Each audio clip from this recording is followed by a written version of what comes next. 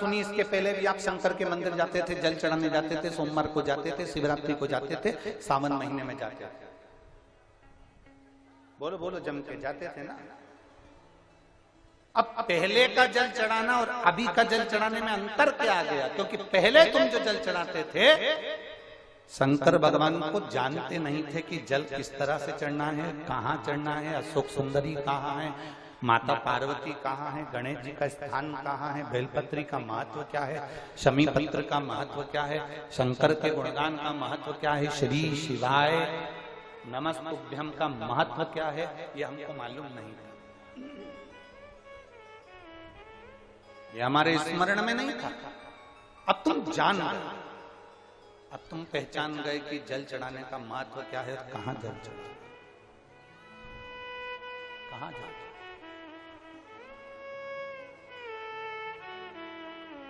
अब तुम्हें स्मरण में आ गया।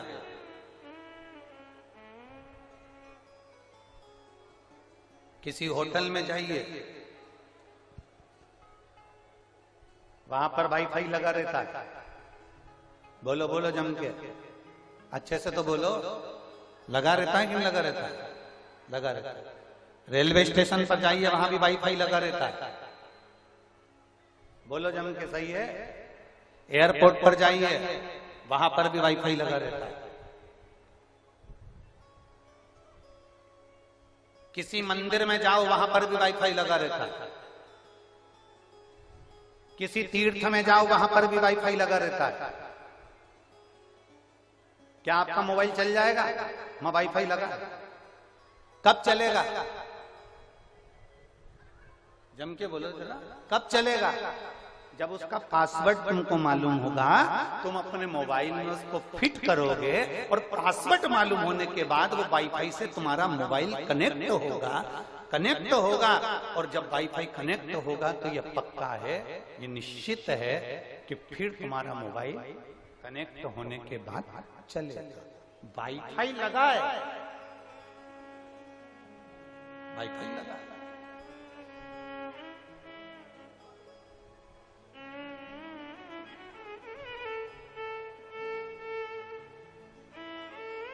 वाईफाई लगा, अरे पासवर्ड ही नहीं मालूम है आपको। आप स्टेशन पर बैठे हो, पासवर्ड नहीं मालूम है आपको। आप एयरपोर्ट पे बैठे हो, पासवर्ड नहीं मालूम है आपको। आप होटल में बैठे हो, पासवर्ड नहीं मालूम है आपको। आप मंदिर में बैठे हो, पासवर्ड नहीं मालूम है आपको। वाईफाई जरूर लगा है, पर इसका पासवर्ड मालूम होगा। आपके मोबाइल में आप फिट करेंगे, कनेक्ट हो जाएगा।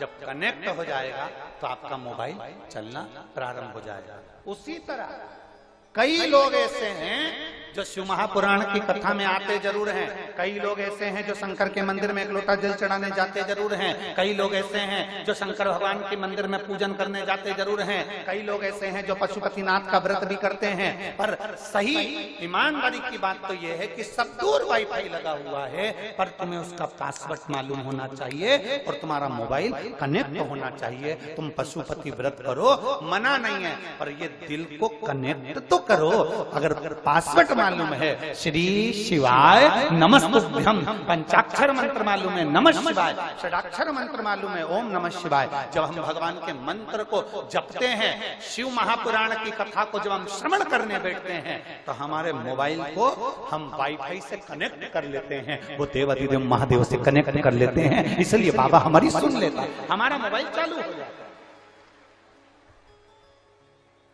हम उससे कनेक्ट हो रहे हैं।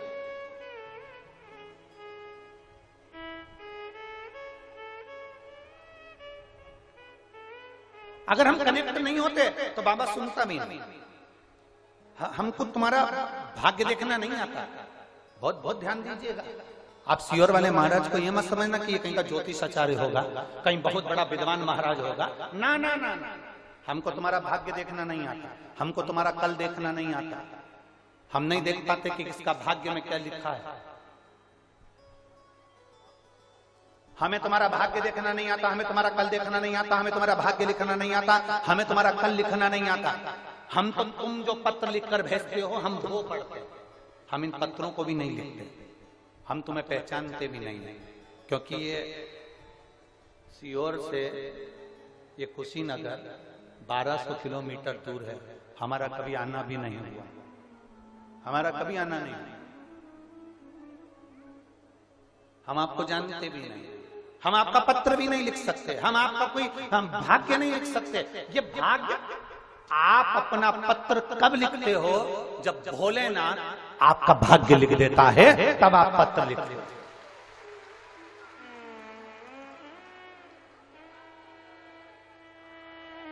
सियोर वाला महाराज पत्र नहीं लिखता, सियोर वाला महाराज कुछ पत्र में नहीं लिखेगा, सियोर वाला महाराज तुम्हारा भाग्य नहीं लिखेगा। पर भोलेनाथ पर जल चढ़ाते चढ़ाते चढ़ाते चढ़ाते पशुपति व्रत करते करते, जब तुम भगवान का भजन करते करते शिव पुराण सुनते सुनते, तुम्हारा वो वाईफाई से तुम्हारा मोबाइल, तुम्हारा दिल जब कनेक्ट हो जाता है, तो वो शंकर तुमको चलाना सिखा देता है, और तुम्हारा जब कार्य पूर्ण करता है तो तुम पत्र लिखते हो। ये दूसरा कोई नहीं लिखता, हमें नहीं लिखता आपका पत्र। एक बात यहाँ शिव पुराण में वर्णन आती है,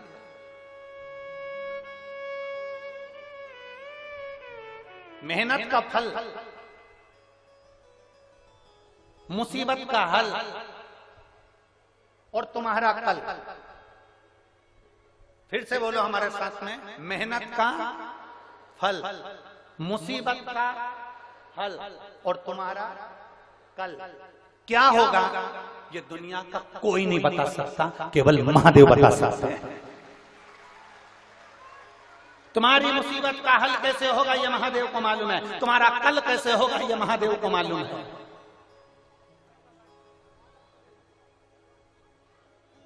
ये उसको मालूम है, मेहनत का फल क्या होगा ये उसको मालूम है,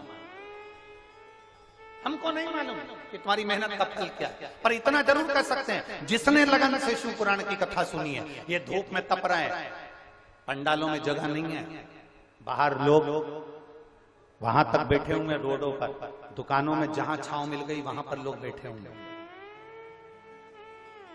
मैं आस्था चैनल वालों से कहूंगा, जरा दिखाना इनको कि धूप में, दुकानों में, जहां इनको मौका मिल रहा है वहां वहां जा जाकर बैठे हुए हैं। पंडालों में कहीं जगह नहीं, गाड़ियों पर चढ़े हुए हैं, कोई कहीं चढ़ा हुआ है, कोई कहीं बैठा है।